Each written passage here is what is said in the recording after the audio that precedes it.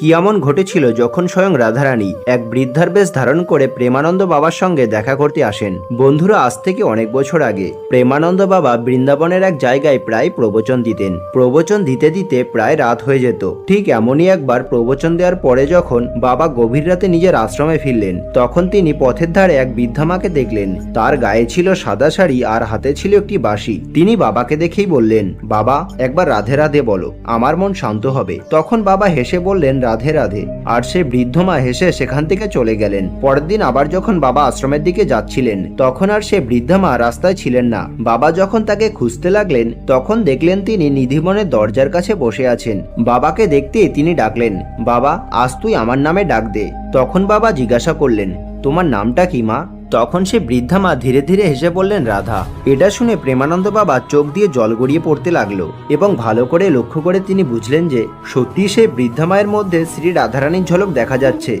এরপরে সেই বৃদ্ধা মা হঠাৎ করেই কোথায় হারিয়ে গেলেন। তো বন্ধুরা, কমেন্টে জয় রাধারানী অবশ্যই লিখবেন।